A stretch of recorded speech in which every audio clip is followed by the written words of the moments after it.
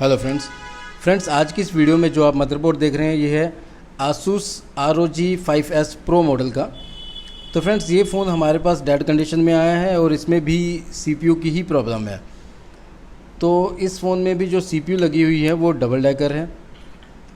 तो फ्रेंड्स सबसे पहले आपने IC के चारों तरफ लगी हुई जाली को काट लेना है। इसमें जो IC लगी हुई है सॉफ्ट है, काफ़ी इजीली कट जा रही है और काफ़ी इजीली हमने जाली को काट के हटा दिया था। जाली को काटने के बाद साथ में जो लगी हुई है इसकी UFS IC, उसको आपने कवर ज़रूर कर लेना है CPU उतारने से पहले, ताकि उस पर CPU उतारने के टाइम पर उस पर हीट ना पड़े। फ्रेंड्स जैसे कि आप देख रहे हैं IC के ऊपर जो ग्रीन कलर की ग्लू टाइप कुछ पे लगी हुई है, वो इसकी जो पेस्ट है वो IC को ठंडा रखने के लिए कंपनी लगाती है। तो IC उतारने से पहले आपने CPU के आसपास से और ऊपर से इस कूलिंग पेस्ट को आपने हटा लेना है।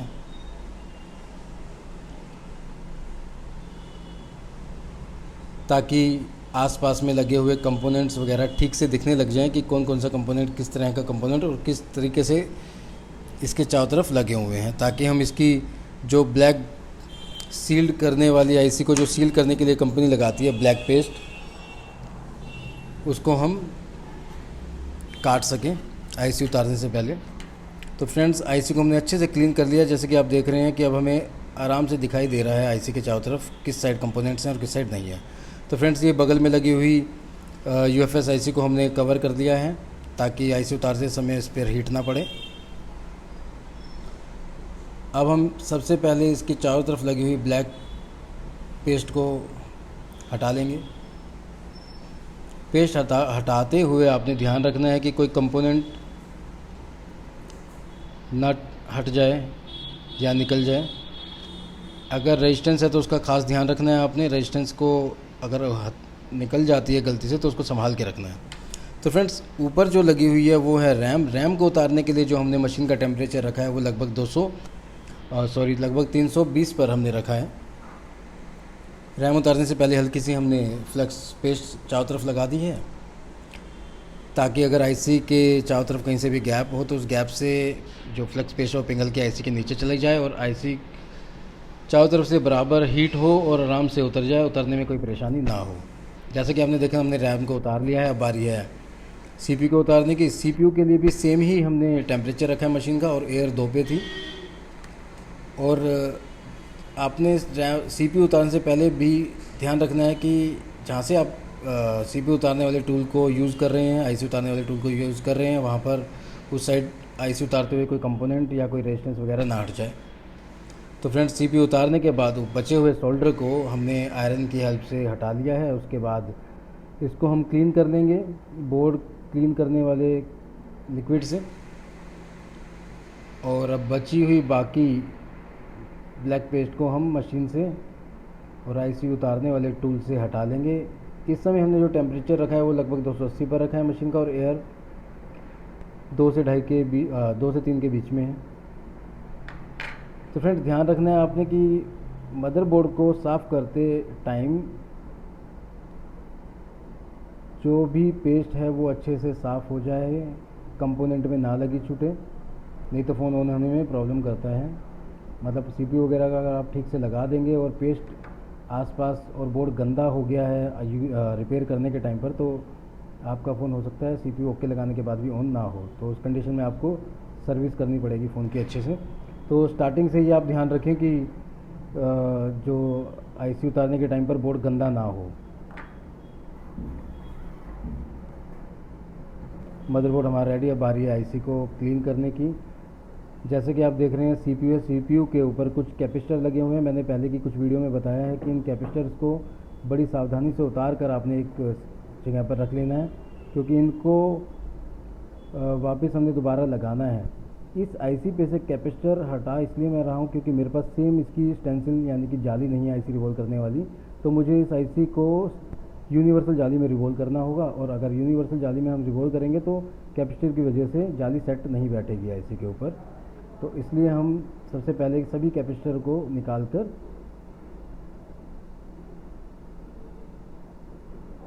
एक साइड पर रख ले रहे हैं। फ्रेंड्स कोशिश करें कि कोई भी कैपेसिटर टूटे नहीं, ख़राब ना हो, गुम तो बिल्कुल भी नहीं होना चाहिए, क्योंकि आईसी पर इन कैपेसिटर्स को दोबारा लगाना बहुत ही ज़रूरी है। तो ये हमने कैपेसिटर को एक साइड पर रख दिया है।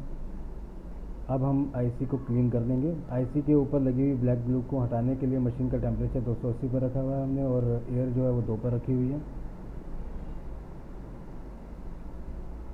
इतने टेम्परेचर पर जो ब्लैक ग्लू है वो इजीली साफ़ हो जाती है। अब हम आईसी को बैक साइड से क्लीन कर लेंगे।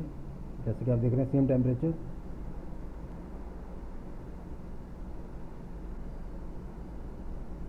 डिसोल्डर वायर की हेल्प से रफली इसको साफ़ कर लेंगे दोनों साइड से।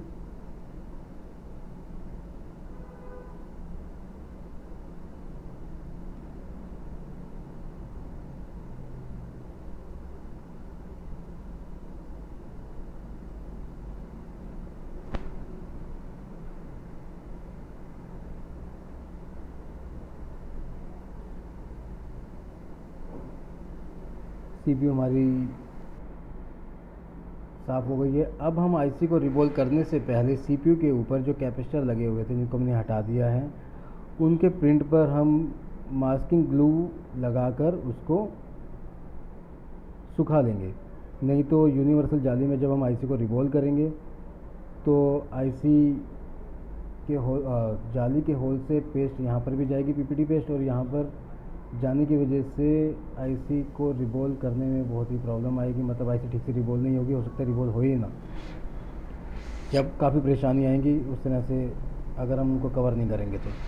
अब बारी है आईसी को रिवॉल्व करने की। सबसे पहले हमने आईसी को साफ़ करके रख दिया है, उसके ऊपर स्टेंसिल लगाई। स्टेंसिल लगाने के बाद जो हमने पीपीटी पेस्ट लगाई है, तो पीपीटी पेस्ट को पहले हमने कपड़े पर रखकर उस पर जो एक्स्ट्रा जो उसमें एक लिक्विड पेस्ट होती है उसको हमने रफली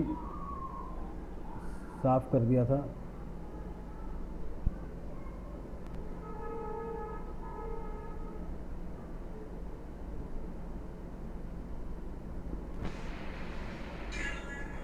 कभी कभी आईसियाँ रिवॉल्व करने में कुछ बॉल्स छूट जाती हैं, तो उसके बाद आपको पूरी आईसी को दोबारा से क्लीन करके रिवॉल्व करने की ज़रूरत नहीं है। या तो कोई बॉल बड़ी इसी तरह की कोई बॉल उसी 1-2 पॉइंट छूटे हैं तो आप वहाँ पर लगा सकते हैं, या फिर दोबारा सेम आईसी को सेम जाली में सेट करके सिर्फ उसी पॉइंट पर पेस्ट लगाकर दोबारा हीट करने पर वो बॉल्स दोबारा बना सकते हैं। तो फ्रेंड्स सीपीयू हमारी बन चुकी है। अब बारी है रैम को रिवॉल्व करने की। तो रैम को क्लीन तो हमने पहले कर ही लिया था, और रैम की जो जाली है, स्टेंसिल जो है हमारे पास, वो हमारे पास सेम है। कोई भी आईसी अगर आप रिवॉल्व कर रहे हैं तो उस पर आप देखेंगे कि कई बार क्या होता है कि कुछ प्रिंट्स ब्लैक पड़े होते हैं, उस पर कार्बन होता है, तो उस कार्बन को क्लीन कर लें, जैसे कि आपने इस आईसी में देखा। तो क्लीन करने से आपकी जो रिवॉल्व करने के टाइम पर सभी बॉल्स अपने अपने पैड्स पर इजीली चिपक जाएंगी, आसानी से आपकी आईसी रिवॉल्व हो जाएगी, आपको डबल मेहनत नहीं करनी पड़ेगी। तो फ्रेंड्स रैम भी हमारी रिवॉल्व हो चुकी है। अब बारी है जो सीपीयू पर से हमने कैपेसिटर निकाले थे उन कैपेसिटर्स को दोबारा लगाने की। तो जो मास्किंग ग्लू से हमने कैपेसिटर्स के प्रिंट को कवर किया था, उन प्रिंट्स को हम दोबारा क्लीन कर लेंगे। जो मास्किंग ग्लू लगी है उसको स्क्रैच करके, क्योंकि जम के थोड़ी हार्ड हो जाती है, तो हल्का हल्का स्क्रैच करके उसको हम साफ़ कर लेंगे।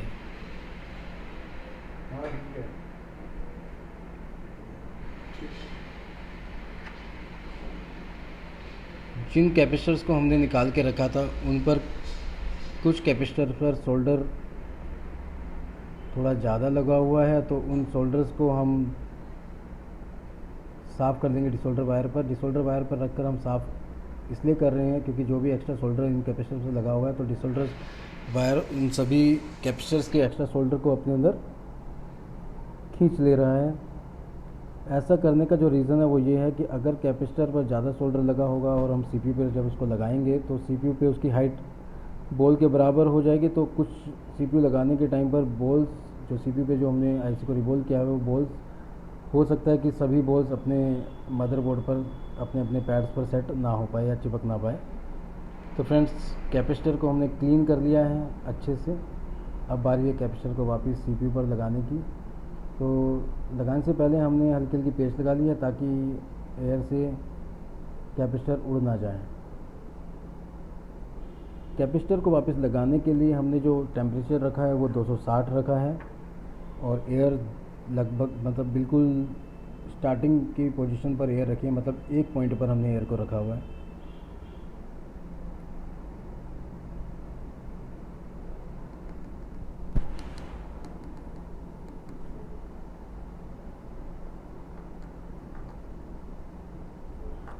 तो फ्रेंड्स सारे कैपेसिटर्स हमारे सेट हो गए हैं आईसी पे। अब बारी है आईसी को दोबारा से मदरबोर्ड में लगाने की।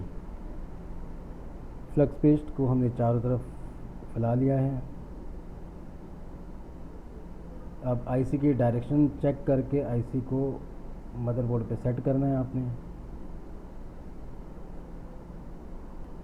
जैसा कि आप सभी को पता है कि किसी भी आईसी को उतारते हैं तो ज़्यादातर कंपनी के फ़ोन्स में सभी आईसीयों के, चाहे वो छोटी हो या बड़ी हो, सभी आईसीयों के चारों तरफ निशान लगे होते हैं, जिससे कि हमें आईसी को बीचों बीच लगाने में काफ़ी हेल्प मिल जाती है। तो फ्रेंड्स आईसी को लगाने के लिए हमने मशीन का टेम्परेचर रखा है 310 पर, एयर रखी हुई है 2 पर।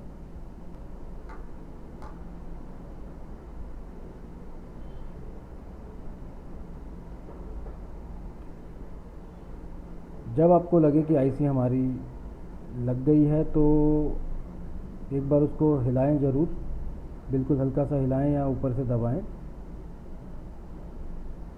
हिलाने दबाने से कंफर्म हो जाता है कि मैक्सिमम सारे पैड का अपने अपने पैड पर, सभी बोल्स का अपने अपने पैड पर चिपकने के चांसेस जो है वो मैक्सिमम हो जाते हैं। सीपीयू हमारी सेट हो गई है। अब सीपीयू के ऊपर जो रैम के प्रिंट्स है उसको हम फाइनल क्लीनिंग करेंगे, क्योंकि रिबोल करने के टाइम पर ये प्रिंट थोड़ा ख़राब हो जाते हैं, तो जिनको दोबारा एक बार क्लीन करना पड़ता है। बारी है रैम को लगाने की। रैम को हमने डायरेक्शन चेक करके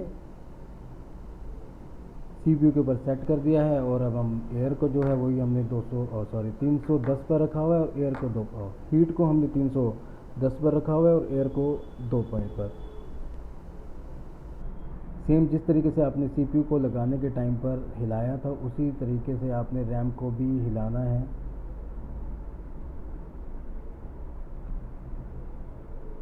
तो फ्रेंड्स हमारी सीपीयू और रैम अच्छे से मदरबोर्ड पर सेट हो गई है। अब बारी है फ़ोन को चेक करने की। ये है Asus ROG ROG 5S Pro। इसमें डबल मदरबोर्ड है। नीचे वाले बोर्ड पर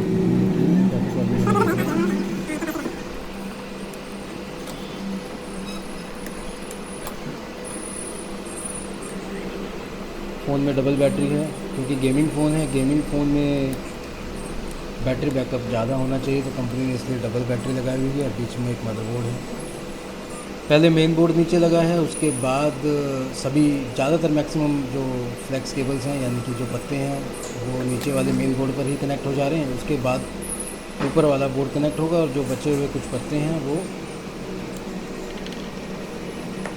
फिर उसके ऊपर लगाए जाएंगे।